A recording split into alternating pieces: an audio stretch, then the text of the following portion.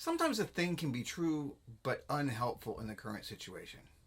Like, for example, if you ask me for the time and I give you a detailed history of timekeeping, it's not going to answer the question you're asking. Even if you find it interesting or fascinating, no amount of information about the history of timekeeping will help you figure out what time you need to leave to the airport. So, true doesn't necessarily mean useful. And in dog training, I can think of no place where we talk about whether something is true or not more than whether it's useful or not than when we talk about dominance. Whenever the subject comes up, the argument's always about whether or not dominance exists in domestic dogs or if it works the way we think it does, blah, blah, blah, blah, blah. And all of those arguments are really just a distraction because the question of whether it exists or not is only practical if it allows us to solve the problem more efficiently. And the more I think about it, the more I think, it's probably not that helpful. In fact, I think there's a lot of times where it causes more complications than are necessary. But just let me state for the record that status is a real thing and it absolutely affects relationships. But I think it makes up a really small part of how cooperative relationships work. And honestly, if we're not building a cooperative relationship with the dog, what are we doing? Right? I think that's the most valuable type of relationship. And if we want to build the most cooperative relationship possible, it's best not to flex authority any more than we absolutely have to. Because I said so is a pretty bad way to build cooperation. And the truth is, how status presents itself in relationships and how it affects choices is a lot more complicated than just the simple rules that we want to use, like if the dog thinks he's in front of you, or if the dog is in front of you, he thinks he's in charge. The truth is, working dogs are almost always in front of their handler. Like if you were to train a gun dog and say, you can't move in front of me, he can't go get the bird. Right? You need the dog to be able to move out ahead of you to make decisions if you're working with them. So status doesn't even work for working dogs, not in that way. I mean, don't get me wrong, obviously we need to be leaders because they all think drinking antifreeze is a good idea. Like, the world is filled with dangers that they can't see, and it's our responsibility to protect them from those dangers. So yes, we have an ethical responsibility to set boundaries and to teach them. And if we don't do that, it can have drastic consequences for the dog. And even when it's not that drastic, it's certainly going to lower their quality of life. If you have to lock your dog up every time you have company over, he's not living his best life. And I hope there's nothing controversial about any of this. I mean, I know it's the dog world and I know it's the internet, so there's going to be some controversy for sure. But I just want to make sure that my feelings on that subject are clear. Dominance exists, and we do have to set boundaries and rules for them, but we shouldn't focus on it. So the problem is that when we refer to hierarchies or the need to set clear boundaries, that tells us nothing about the best way to deal with any of these problems. For example, an imaginary conversation between a dog owner and a dog trainer. The dog trainer says, well, your dog's in front of you. He thinks he's in charge. So the dog owner goes, well, how do I convince him he's not in charge? And the dog trainer says, make him walk next to you. Don't let him pull on the leash. The message there is make the dog walk next to you or get the dog to walk next to you. There's no need to introduce status into that conversation. And I think it takes what could be viewed as a simple behavioral change into a contest between the dog and handler. So a similar conversation that I might have with a dog owner is, hey, let's teach your dog to walk next to us. And the dog owner might go, you know what, I actually don't care if he's in front as long as he's not pulling. And I would say, honestly, I usually don't either.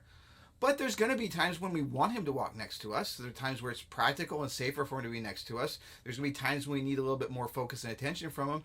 So let's teach it because it will be useful. And also, teaching is a great way to build attention. And it's a great team building exercise. Practicing walking together builds focus and it helps the dog resist temptation. And those are all good things. And in that conversation, no one feels like their dog is disrespecting them.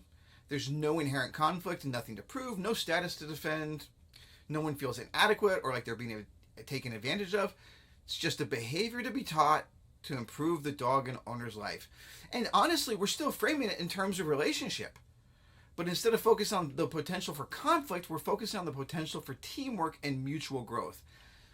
And neither of those conversations is actually instructive. In other words, they don't tell you how to solve the problem. They don't tell you how to get the dog to walk on the leash next to you, but they do set the framework for solving the problem And that framework is important.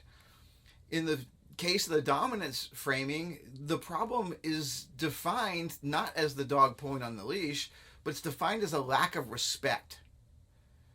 It says the dog doesn't respect the handler. And in that frame, the inclination tends to be towards making pulling less pleasant. Or, as we say in the training world sometimes, aversive control. There's a presumption that the dog understands that he shouldn't be in front of us, and therefore the fact that he is in front of us proves already he's testing our authority. So the dog hasn't been taught anything, he's already bad. And if we don't clearly enforce that authority, we only weaken his view of us, and that makes the problem worse. There's no place in that mindset, or very little place at least, for teaching the dog what we want. It's just assumed he knows, right? We don't think of teaching polite walking as a skill. We just assume the dog is already blowing us off, and we respond accordingly. And if we bring up the idea of bringing food or play into it, or teaching the dog how to walk next to us, it's going to feel like coddling or bribing the dog into giving us something we already believe we're owed. But the second model sets up a different framework. It places the responsibility on the handler to teach. And while we might end up landing on some aversive control at some point, it's not an obvious starting point. And there's no sense that using food or play or something like that is somehow counterproductive. In fact, it seems pretty obvious when you're thinking about your role as a teacher instead of enforcing a rule that the dog should already know.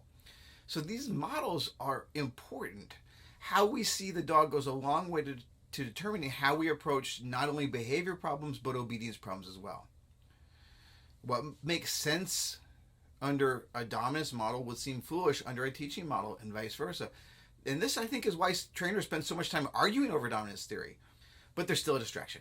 We can completely eliminate those explanations from the equation and still do great work and help people solve their problems with their dogs.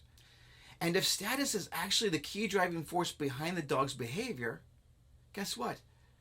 Good training will take care of that issue on its own. I can't think of a single problem that can be framed as a dominance issue that can't just as easily be solved without approaching it as an authority issue. And focusing on dominance can actually hinder us in a number of ways. And the biggest problem with that isn't coming from the dog's psychology, but from our own. As it turns out, humans are acutely aware of and sensitive to changes in their own status. And maybe this is why status-based training is so appealing to a lot of people. It's easy to feel like the dog is being disobedient as a form of rebellion or a status challenge. And even when the dog hasn't actually been taught what's expected, people tend to treat their dog's failure to respect the leash as a direct challenge to their authority. The unspoken presumption is the dog should just understand we don't like it and comply. If the dog doesn't, he's being a jerk or a brat or dominant. And that framing just feels right to a lot of people. It confirms what we already feel inherently. It's sometimes hard to convince people that their dog isn't just thumbing their nose at them and just hasn't been taught properly. And that can have some surprisingly deep ramifications. Like I said, humans are very aware of threats to their status, but you may find the degree surprising. Neuroscientists have discovered that when someone feels their status threatened, it activates the exact same parts of the brain as physical pain. And that's pretty startling, but it even goes deeper than that. When people are put into an fMRI, so their brain can be scanned in real time, and they're asked to describe in detail the most physical pain they've ever felt, the pain centers remain dormant. But when they're asked to recall a time when they felt a loss in status, those pain centers light up exactly as if it were happening right then and there instead of in the distant past. So on a biological level, threats to status feel like physical threats. And those threats are persistent in memory. They don't fade with time.